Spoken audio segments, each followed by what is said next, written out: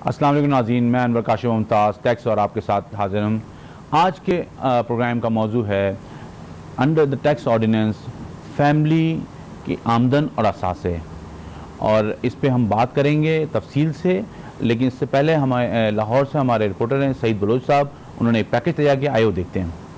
माहिरीन के मुताबिक पाकिस्तान का 95% टैक्स रेवेन्यू 10 बड़े शहरों से आता है, जिसमें लाहौर का हिस्सा 15% है। शहर में 9000 से जायद सनती यूनिट हैं। ताहम रोजगार मुहैया करने के हवाले से खिदमात का शोबा सबसे आगे है। मुख्तलिफ अदवार में हुकूमत को टैक्स रजिस्ट्रेशन के हवाले से ज्यादा मज़ाहमत भी इसी शहर से होती रही है। हर बिजनेस, हर काम को टैक्स होना चाहिए, और टैक्स नेट ब्रॉड तब होगा जब आप बिजनेस ब्रॉड होगा। अब आप ये चाहें कि बिजनेस तो ब्रॉड ना हो तो टैक्स नेट ब्रॉड हो जाए, ये हो नहीं सकता। पाकिस्तान में जो बंदा भी बिजनेस कर रहा है, ये उसका इखलाकी, दीनी, कौमी फरीज़ा है कि वो टैक्स नेट में आए और हुकूमत पाकिस्तान को टैक्स अदा करे। टैक्सों की अदायगी और रजिस्ट्रेशन के हवाले से आम शहरी बेयकीनी का शिकार हैं। उनका मौक़िफ़ है कि अगर पब्लिक को यकीन हो जाए कि उनके टैक्सों का दुरुस्त मुसर्रफ होगा और उनका पैसा उन्हीं पर खर्च होगा, तो हर कोई खुशी खुशी टैक्स की अदायगी करेगा। लोगों को जब तक गाइडलाइन नहीं मिलेगी, उनको बेनिफिट उनके मुतल्लिक नहीं बताया जाएगा, तो वो कैसे कोई काम करेंगे। जिस तरह के लोग उस तरह की हुकूमत, इसमें कोई शक नहीं खर्च नहीं होता। कहाँ खर्च हुआ है? अगर आप इर्द गिर्द देखें आपको नजर आएगा कि हमारे ऊपर हमारा पैसा खर्च हुआ है। तो आम को ना एतमाद ही नहीं है हुकूमत पर।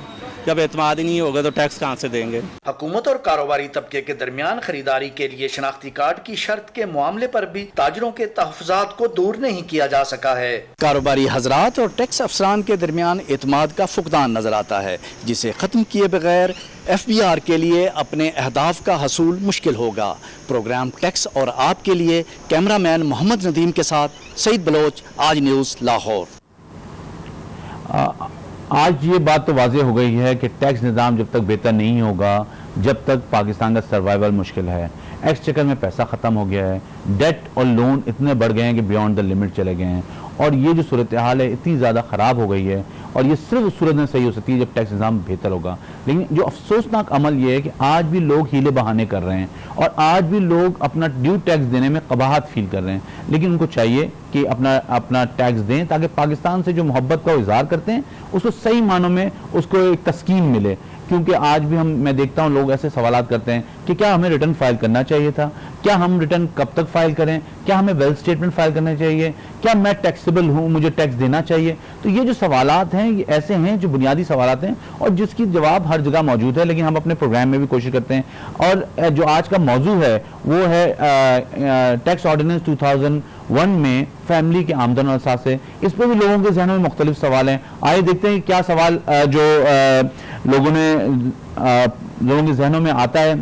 हाँ, पहला सवाल स्क्रीन पे आपकी नजर आ रहा है कि वो इनकम टैक्स कानून के मुताबिक एक फैमिली में आमदनी और असासे किस तरह जाहिर करने चाहिए। अब ये एक सवाल है कि एक फैमिली है जिसमें फादर है, मदर है, बच्चे हैं। अब उनकी सेपरेट आमदनी है, उनकी सेपरेट असासे हैं। जब तक माइनर बच्चे होते हैं, जब तक या तो वो वालदा के साथ या वालिद के साथ वो उनके नाम अगर कोई एसेट है तो वो उसको दिखाया जा सकता है। लेकिन जब वो मेजर हो जाते हैं, 18 से अबव हो जाते हैं, CNIC बन जाता है उनका, तो वो इंडिपेंडेंट टैक्स पेयर हो जाते हैं under the tax ordinance. Because tax ordinance कहता है कि इंडिविजुअल जो है वो टैक्स रिटर्न फाइल करेगा अगर उसकी आमदनी है।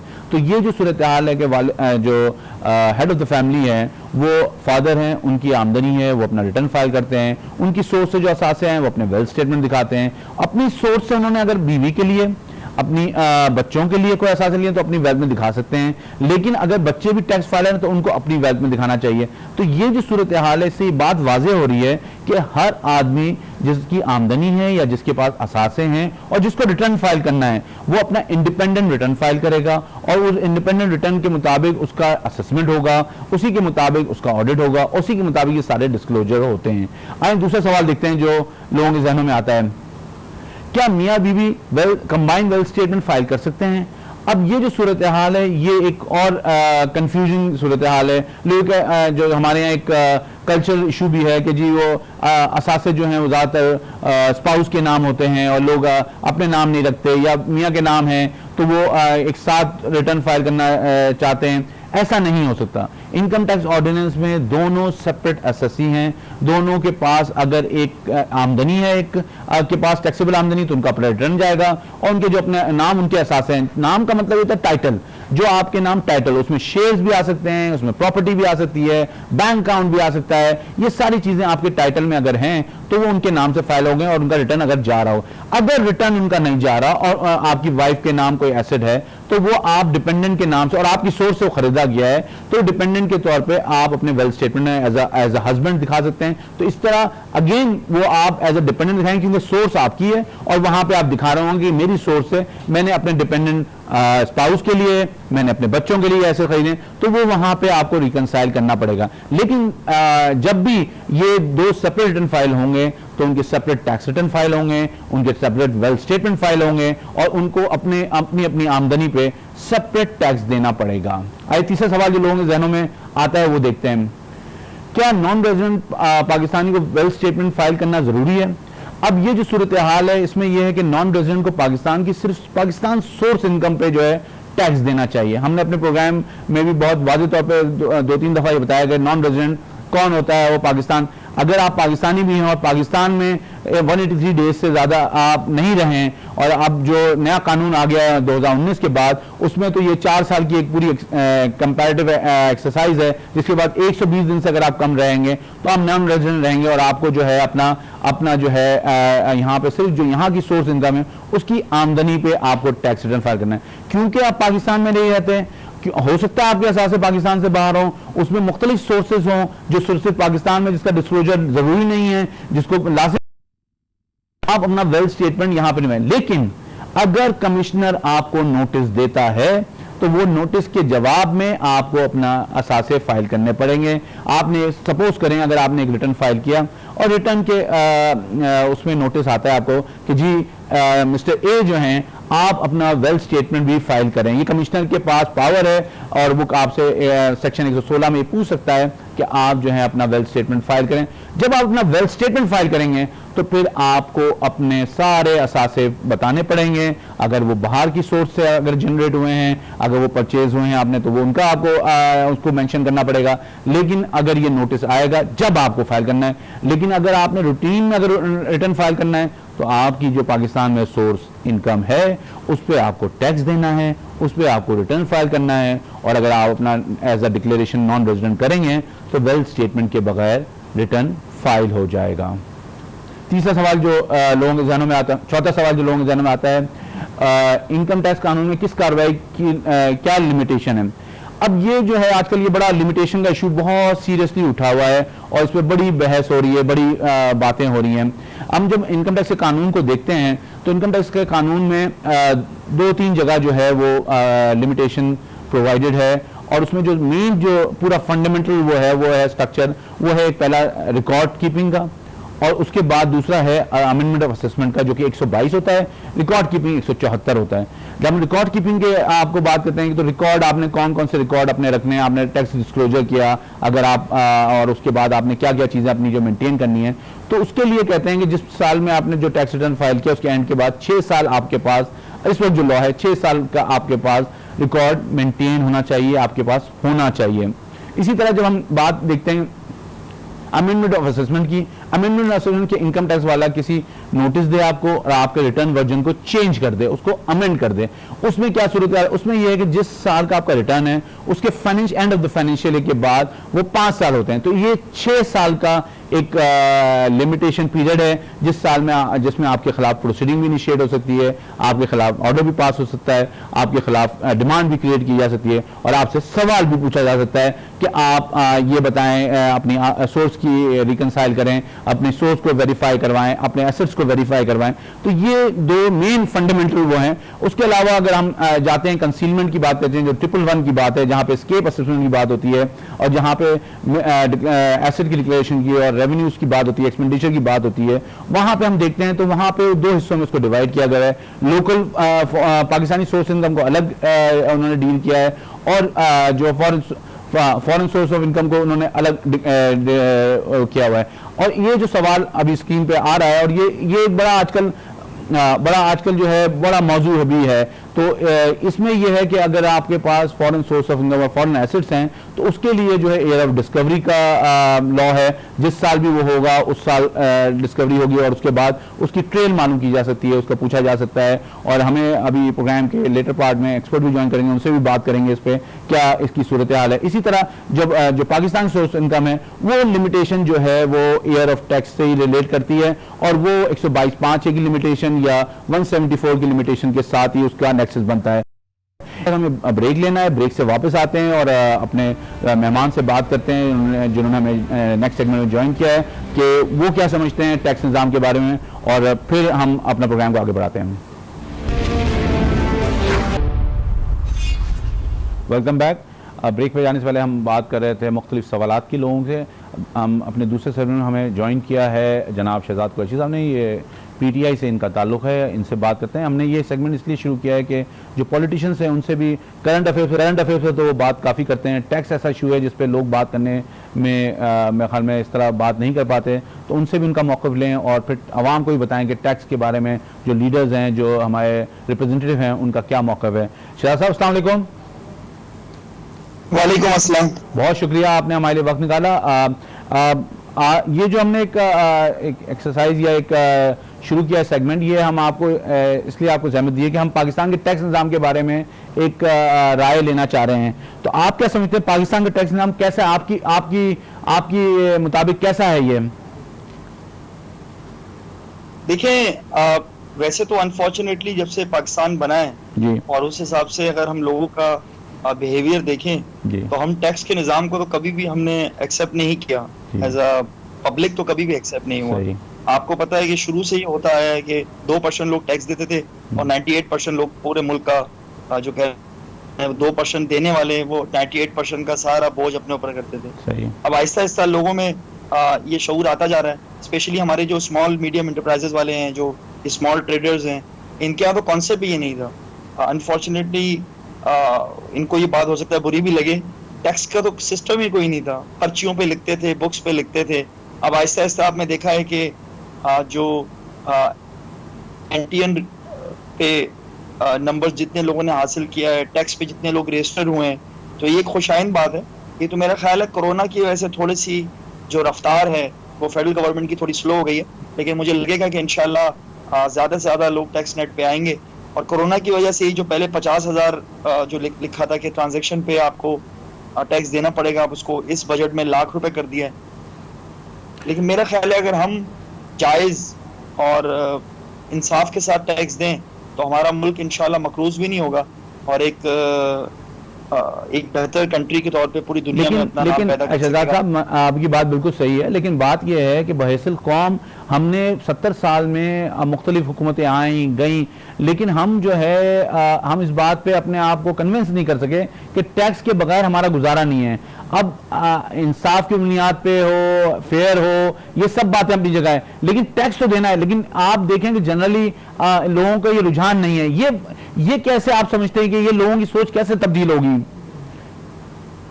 देखिए, मैं सबसे इंपॉर्टेंट बात आपको एक बात बताऊं, लोगों को एक तो आदतें भी लोगों की बिगड़ गई थी, दूसरा हुक्मरान भी सच्चे नहीं थे। जब हुक्मरान आप टैक्स लेके आपको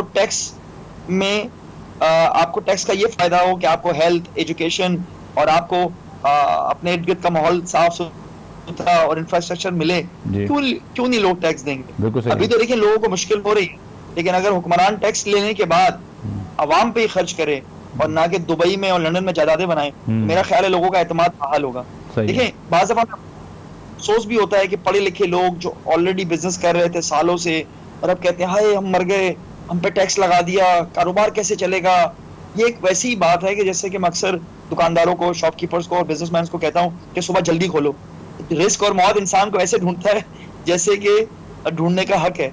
इसी तरह अगर हम इंशाल्लाह टैक्स देना शुरू करेंगे और लोगों को उस टैक्स का वो कहना चाहिए ना, टैक्स रिफंड मिलेगा, टैक्स में रिलैक्सेशन मिलेगी, बहुत बड़ा है। मतलब टैक्स पेयर हैं, अगर आप टैक्स पेयर हैं तो गाड़ी में आपको टैक्स की छूट हो जाएगी। आप गाड़ी खरीदने जा रहे हैं, टिकट खरीदें, कोई भी चीज खरीदें, नॉन फाइलर और फाइलर का एक फर्क होना चाहिए जो लोगों के अंदर एक खुद एतमादी पैदा करेगा और लोग खुद जाके टैक्स देंगे। अच्छा, हकीकत क्या आपको बताऊं? हकीकत यह है कि ये सारी जो स्कीम्स हैं, ये सारी डोनर एजेंसीज की स्कीम्स हैं। हमने अपना कोई टैक्स निज़ाम नहीं बनाया उनको हमसे अपने जो लोन के रिटर्न लेने होते हैं उसके लिए स्कीम बनाते हैं ताकि उनके रेवेन्यूज वापस आ सकें। लेकिन हमारे अगर आप देखें कि बजट पे डिबेट कितनी होती है, लोगों को यही तशवीश है कि बजट जो डॉक्यूमेंट है उस पर पूरी तरह डिबेट ही नहीं होती। आपका क्या ख्याल है इस बारे में? देखिए, अनफॉर्चुनेटली मैं आपको एक चीज बता दूं जो बहुत ही ज्यादा अफसोसनाक बात भी है कि मैं अगर सिंध की बात करूं तो उन्होंने हमें 3rd क्वार्टर और 4th क्वार्टर की फाइनेंशियल रिपोर्ट ही हमें नहीं दी।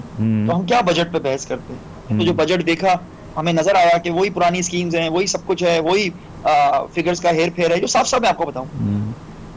और आज मेरा दिल इतना दुखा हुआ था कि आज मैंने पूरा सेशन जूम पे अटेंड किया क्योंकि मेरी तबीयत सही नहीं थी, मैं घर पे था, मैंने अटेंड नहीं किया फिजिकली। सिर्फ और सिर्फ इधर उधर की बातें थी, तुमने ये किया, तुमने वो किया, आपने ये किया, आपने ये किया। कोई फाइनेंशियल एस्पेक्ट पे या फाइनेंशियल जो कहना चाहिए किसी उस पर बातचीत नहीं हो रही थी, चाहे वो मिनिस्टर्स हो, चाहे वो मैं इवन ऑपोजिशन को भी बोलूं, बहुत चंद अरकान थे जो पूरी तैयारी के साथ आए थे, जिन्होंने बात की बजट पे, एजुकेशन बजट पे, हेल्थ बजट पे, ओवरऑल बजट पे, एक्सपेंडिचर्स पे, कितना हमारा सैलरी में चला जाता है, कितना नहीं जाता। नहीं, वो तो आवाम रोज देखती है कि एकेडमिक डिस्कशन तो होते नहीं असेंबली में, चाहे वो फेडरेशन हो, प्रोविंसेस हो, कहीं भी नहीं होते। तो ये जो सूरत हाल है ये तो तशवीशनाक है। लेकिन आप मुझे ये बताएं कि जब 22 करोड़ की आवाम है, 25 लाख टैक्स, आप क्या समझते हैं इसको, गैप को कैसे, आपके जहन में क्या आइडिया है कि किस तरह मतलब इसको नैरो किया जा सकता है? देखिए, मैं अपना पर्सनल ओपिनियन आपको दूंगा। बिल्कुल, आपका पर्सनल ओपिनियन चाहिए। आप वन विंडो सोल्यूशन करें।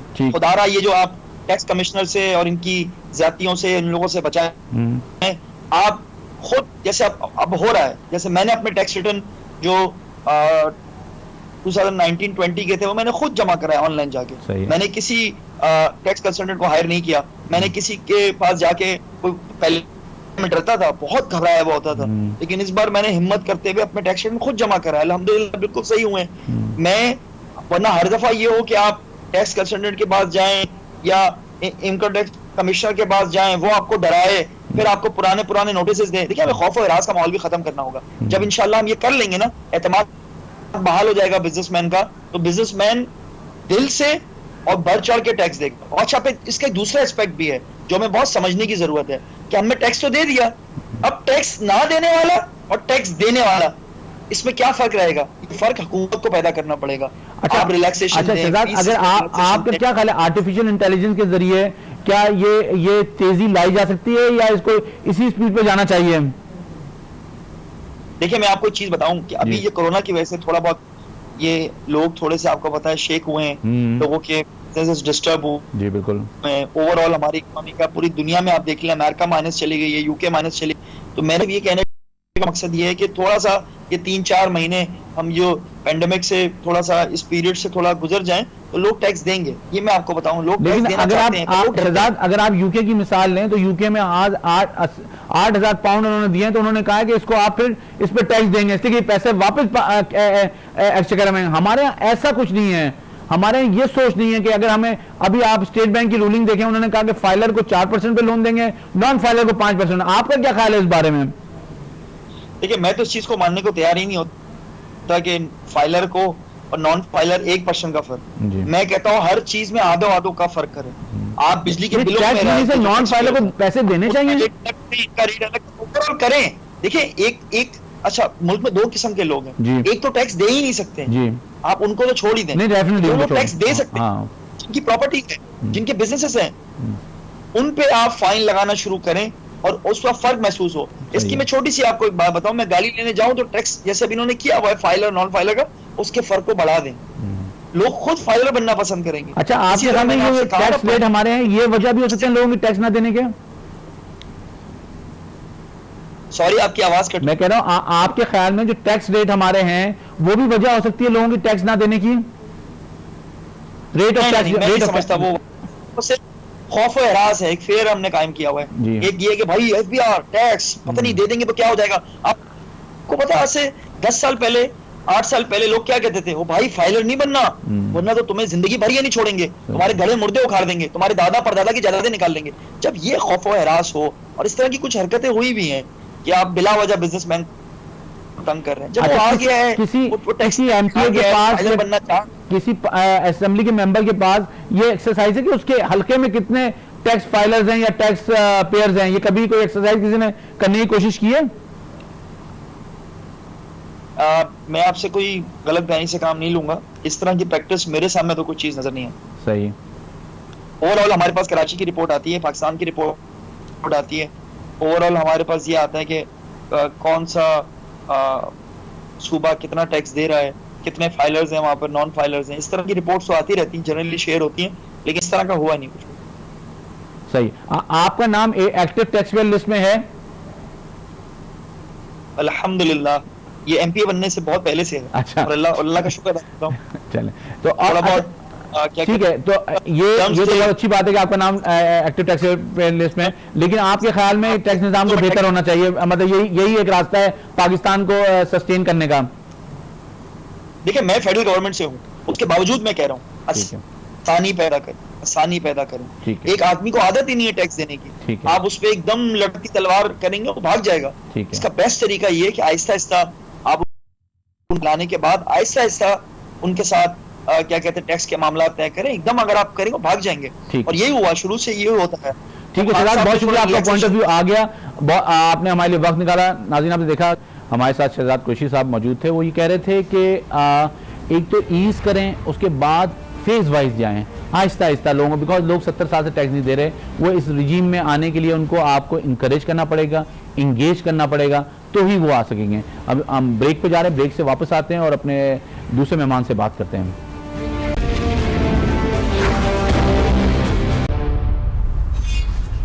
Welcome back.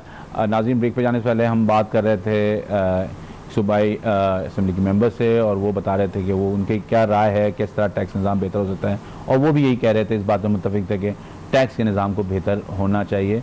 अब हम इस सेगमेंट में हैं, इससे पहले कॉल्स आप कर सकते हैं हमें, कोई आपके जहन में सवाल है और कोई आप बात पूछना चाहते हैं तो आप इस सेगमेंट में कॉल कर सकते हैं। हमारा नंबर चल रहा है स्क्रीन पे, आप बात कर सकते हैं और अपना सवाल पूछ सकते हैं। और अब फिर हम जो लोगों के जहनों में सवाल मुख्तलिफ हैं उनको हम लेके चलते हैं, और सवाल नंबर 6 जो है वो ये है कि क्या वेल्थ स्टेटमेंट में एसेट डिक्लेरेशन पर कोई टैक्स लागू होता है? अब इस वक्त पाकिस्तान में 2000 के बाद एसेट पे कोई टैक्स नहीं है। बहुत दफ़ा लोगों के जहनों में ये आया कि जी टैक्स लगा दिया जाए, कुछ रेवेन्यू कलेक्शन हो जाएगा, लेकिन ऐसा अभी तक नहीं हुआ। मेरे ख्याल में ये बाबा अख्तियार को ये पता है ये बात कि ये चीज़ जो है, जो एग्जिस्टिंग टैक्स पेयर है उन पर एक और बर्डन होगा, क्योंकि वो अपनी आमदनी पर पूरा टैक्स दे देते हैं और उसी से वो एसेट जनरेट करते हैं, उसको पूरी तरह रिकनसाइल करते हैं, और उसको फिर जो है वो जब वेल्थ स्टेटमेंट में डिक्लेयर करते हैं तो उसके बाद अगर उस पर भी टैक्स लगा दिया जाए तो मेरे ख्याल में ये लोगों के लिए एक और तकलीफ होगी। वो लोग जो टैक्स में हैं, जो टैक्स नेट में हैं, जो टैक्स पे कर रहे हैं, जो एक्सचेकर को सपोर्ट कर रहे हैं। 7वां सवाल जो है हमारा वो है, क्या गैर मुल्की असासे का डिक्लेरेशन फॉर्म अलग है? जी हाँ, अब ये अलग हो गया है और 116A है, इसमें आपको जो है असासे डिक्लेयर करने होते हैं, और ये असासे जो हैं आपको इस तरह, अगर आपके पास $10,000 के ज़्यादा की आमदनी हो या आपके $1,00,000 के एसेट्स हों ज़्यादा के, तो आपको जो है ना फॉर्म 116A फाइल करना पड़ता है, और ये जो है इसमें आपको अपने फॉरेन एसेट्स डिक्लेयर करने पड़ते हैं। 8वां सवाल है, वेल्थ स्टेटमेंट क्या है, इसमें क्या डिक्लेरेशन? ये बेसिकली वेल्थ स्टेटमेंट आपके एसेट एंड लायबिलिटी है, आपकी बैलेंस शीट है, ये आपकी बैलेंस शीट है, और ये आपके पास जो असासे हैं आप उनमें आप अगर मूवेबल, इमूवेबल, इन्वेस्टमेंट, गाड़ी, ज्वेलरी, कोई पेंटिंग है, कोई ऐसी चीज़ें हैं जो कि एसेट की मतलब आपने बड़ी अच्छी अमाउंट में और आपके लिए बड़ा एक आपने ख़रीदी है, उसमें फर्नीचर भी आता है, फिक्चर भी आता है, हर मतलब वो चीज़ जो आपके साथ में और लॉन्ग टर्म के लिए आपके पास है वो आप उसको डिक्लेयर कर सकते हैं, और उसमें इंश्योरेंस भी आती है, मुख्तलिफ चीज़ें जो आपकी इन्वेस्टमेंट्स हैं जो आपके फ्यूचर के लिए आपने वो की हुई हैं वो इसमें आती हैं। और इसी तरह अगर आपने कोई लोन लेके लिया हुआ है, कोई लायबिलिटी है, तो वो नेट ऑफ होती है, और आपके नेट वेल्थ जो है उसको आपको रिकनसाइल करना पड़ता है कि आपकी सोर्स क्या है, आप किस तरह आपकी वेल्थ बढ़ी या आपकी वेल्थ घटने की वजह क्या है। ये होता है इनकम टैक्स के हर साल के रिटर्न में एक जो सबसे बड़ा अमल होता है वो ये होता है कि आपकी आमदनी क्या आई, आपने आमदनी पे क्या टैक्स दिया, आपके जो असासे पिछले साल थे उनमें क्या वेरिएशन आई, कम हुए, ज़्यादा हुए, कम हुए तो क्यों कम हुए, ज़्यादा हुए तो उसके लिए क्या सोर्स थी, और ये अगर आपकी सोर्स एक्सप्लेनेबल होती है तो आपका रिटर्न जो है आराम से फाइल हो सकता है। और आखिरी सवाल जो है, अगर आप पाकिस्तानी रहिशी हैं तो क्या आपने वर्ल्ड एसेट डिक्लेयर करना ज़रूरी है? जी हाँ, अगर आप पाकिस्तान में रहते हैं तो ये अब जो लोगों के जहनों में खाम ख्याली थी, लोगों के जहनों में एक बात थी कि जी ये जो है और हमें अपने बाहर के एसेट नहीं दिखाने, ये कानून पहले से है। और अगर लोगों को नहीं पता, लोगों को नहीं समझ में आया, लोगों ने इसका इदराक नहीं था, लोगों ने इसको फॉलो नहीं किया, तो आज ये बात बहुत वाज़ेह है कि आप अगर रेजिडेंट हैं और आपकी दुनिया के किसी कोने में आपके एसेट हैं, अगर आप, तो वो कानूनी तौर पे आपको दिखाने चाहिए। आप उसको रिकंसाइल नहीं कर सकते, ये आपका एक इशू है, आपको रिकंसाइल करना चाहिए और उसको जो है आपको जो है अपने वेल्थ स्टेटमेंट में देखने चाहिए। हमें ज्वाइन किया नवीद अंद्राबी साहब ने, टैक्स एक्सपर्ट हैं। नवीद साहब से हम बात करते हैं। नवीद साहब, बहुत शुक्रिया, आपने हमारे वक्त निकाला। नवीद साहब, अन्वर साहब, कैसे हैं आप? मैं ठीक हूँ, आप कैसे हैं सर? खैरियत से हैं? जी अल्हम्दुलिल्लाह। नवीद साहब, आपको ज़हमत देने का मकसद ये था कि आजकल जो 3-4 दिन से एक गूंज उठी हुई है लिमिटेशन के हवाले से, फॉरेन एसेट्स के हवाले से, ये जो सूरत हाल है इसमें मुख्तलिफ आरा लोग दे रहे हैं और एक कन्फ्यूजन की सूरत हाल हो गई है। टैक्स कानून क्या कहता है? अगर हम सुप्रीम कोर्ट का जो ऑर्डर है उसमें बात करेंगे, फॉरेन एसेट्स को किस तरह डील आउट होना चाहिए? अनवर साहब, मेरा ख्याल है आप जो लार्जर बेंच की एक जजमेंट आई है अभी, उसके हवाले से गुफ्तगू करवा रहे हैं।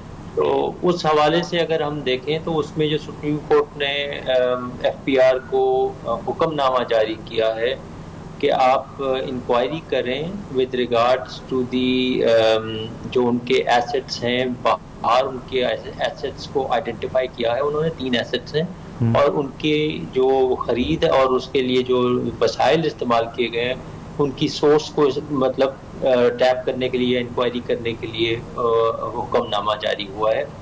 तो इस सिलसिले में मेरा जो मौक़िफ़ है वो ये है, और सुप्रीम कोर्ट ने बड़े वाज़ेह अल्फाज में कहा है कि कानून इनकम टैक्स के तहत आपने इसकी कार्रवाई करनी है, और इससे पहले अगर कोई नोटिस इनको इशू हुए थे तो वो ख़त्म हो गए, नए इशू किए जाएंगे और वो कमिश्नर जो हैं वो किसी को डेलीगेट नहीं करेंगे पावर, वो करेंगे।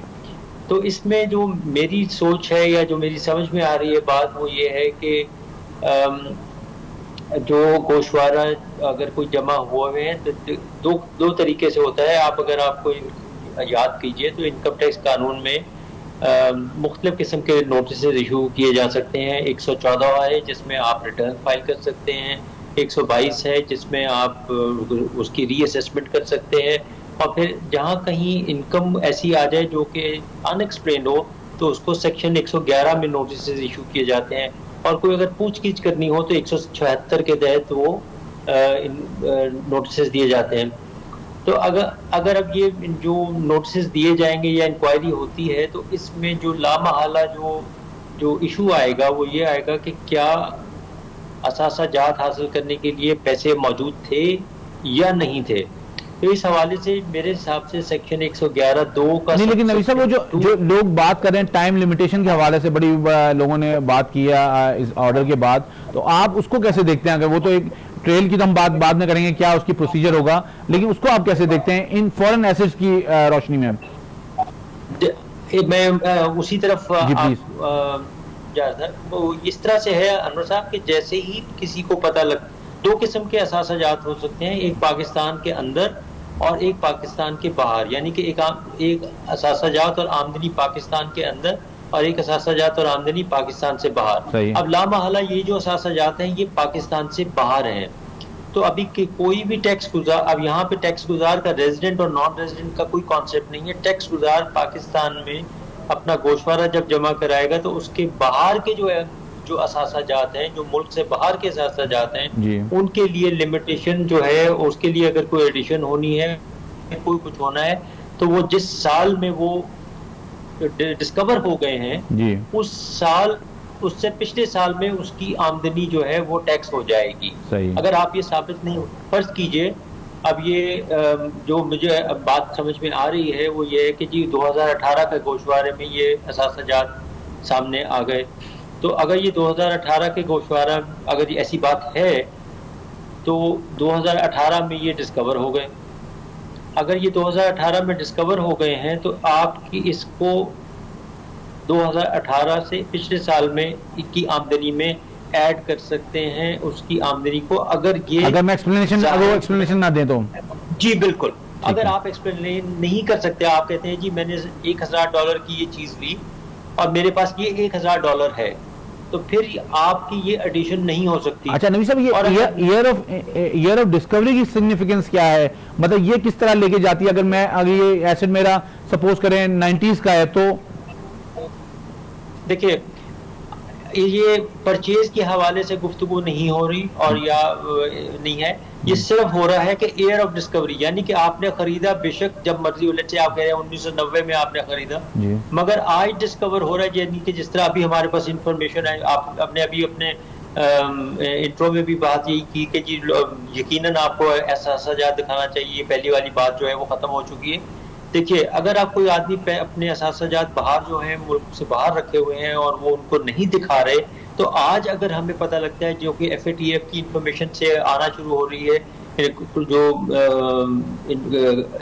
ऑटो एक्सचेंज ऑफ इंफॉर्मेशन के तहत जो अब डिक्लेरेशंस आ रही हैं, तो उसमें जो हमें देखना है कि क्या आज वो डायरेक्ट आइडेंटिफाई हो गया। अगर आपने डिक्लेयर किया हुआ है तो कुछ नहीं, और अगर नहीं डिक्लेयर किया तो आज वो डिस्कवरी हुई कि वो आपने एसेट लिया हुआ है बाहर और वो पड़ा हुआ है, तो आज इस साल यानी कि पिछले साल में वो आपकी आमदनी में शामिल हो सकता है, अगर आप उसको साबित नहीं कर सकते कि आपने किस तरह लिया। अच्छा, और अगर मैंने एक्सप्लेन कर दिया उस ट्रेल को, तो फिर तो इनकम टैक्स डिपार्टमेंट मेरा वो एक्सेप्ट कर लेगा?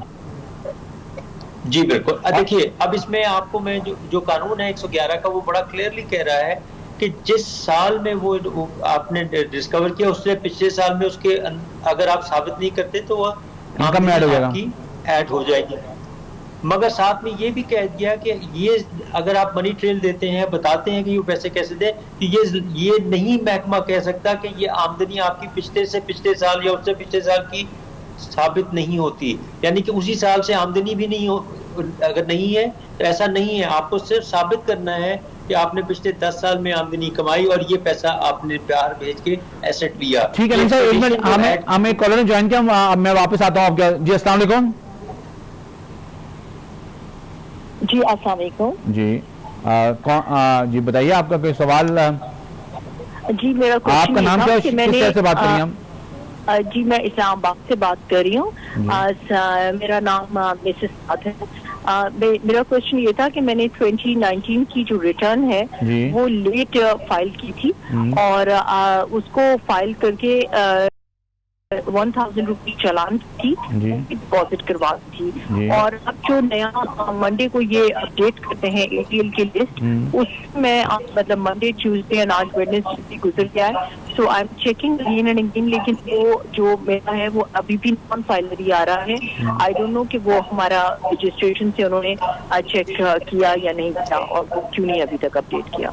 ठीक है, मेरे ख्याल में कानून तो यही है कि वो संडे को अपडेट होती है और वो हो जाता है। मेरे ख्याल में ये किसी कोई अगर ऐसा चीज़ है कि नहीं हुआ है, तो जो आपकी कंसल्टेंट है जिसके थ्रू आपने फाइल किया या उनसे ही आपने खुद फाइल किया है, तो FBI ऑफिस से आप चेक करें, तो मेरे ख्याल में ये चीज़ एड्रेस हो जाएगी। या 1000 रुपये आप जो ATL लिस्ट में आ सकती हैं। ठीक है जी, बहुत शुक्रिया आपका। नबी साहब, आज आप बात जो करें तो कंटिन्यू करते हैं। जी अच्छा, इसमें इस तरह है अनवर साहब के जो सेक्शन 111(2) का सब क्लॉज 2 है, उसके साथ एक एक्सप्लेनेशन ऐड कर दी गई है, और उसमें ये कह रहे हैं कि अगर कोई अपने एहसासात को साबित करता है और वो कहते हैं कि जी ये आमदनी उस साल से रिलेट नहीं करती, तो ऐसा नहीं उसको होगा कि उसको एक्सेप्ट नहीं किया जाएगा। एक्सप्लेनेशन में वो कह रहे हैं कि आप पिछली आमदनी जो है वो आप एक ट्रेल ला के उसको दिखा दीजिए और वो आमदनी से अपने असासे को साबित कर दीजिए, तो आपका कोई टैक्स नहीं होगा। सही है, तो इसका मतलब ये हुआ कि अगर आपने ट्रेल मैच कर दी तो आपको ये नहीं कह सकते कि इस साल के आपकी आमदनी दिखानी है आपने या नहीं दिखानी, वो एक्सेप्ट कर लेंगे। कभी कभी एसेट हो वो एक्सेप्ट कर लेंगे उसको। जी बिल्कुल, आपने पुराना एसेट लिया किसी 2-3 साल पहले, 2019 में वो सामने आ गया, 2018 की आपकी रिटर्न के अंदर उसको ऐड किया जाएगा। अगर आप साबित नहीं कर पाते कि वो पैसे आपके पास कैसे आए। ठीक है, अगर आपने साबित कर दिया तो कोई एडिशन नहीं होगी। ठीक है, बहुत शुक्रिया नबी साहब, आपने हमारे लिए वक्त निकाला। नाज़रीन, आपने देखा कि बड़े वाज़े अंदाज में नबी साहब हमारे साथ मौजूद थे। उन्होंने बताया कि ईयर ऑफ डिस्कवरी का जो फॉरेन एसेट्स के लिए मैकेनिज्म है उसमें क्या कानून कहता है और कानून की क्या शक्ल है लिमिटेशन के हवाले से, और ये बड़ी इंपॉर्टेंट बात है जो कि लोगों को क्लियर होनी चाहिए और लोगों को पता होनी चाहिए कि उनके फॉरेन एसेट्स को किस तरह ईयर ऑफ डिस्कवरी के तहत FBI जो है उसकी ट्रेल मांग सकता है और उसको आपको जो है एक्सप्लेन करना होगा। हमारे प्रोग्राम का वक्त ख़त्म हो रहा है। बात हम मुख्तसर यही कर रहे हैं कि आपका टैक्स आपके लिए, आपका टैक्स आने वाली नस्लों के लिए, आपका टैक्स तालीम से महरूम नौजवानों के लिए, आपका टैक्स इलाज की ज़रूरत से महरूम लोगों के लिए, आपका टैक्स पाकिस्तान के तेज़ रोज़गार जो लोग हैं उनके लिए रोज़गार फराहम करने के लिए, आपका टैक्स पाकिस्तान के लिए। मजबूत टैक्स निज़ाम, मजबूत पाकिस्तान, इस बात के साथ मुझे इजाज़त दी है। अल्लाह हाफ़िज़।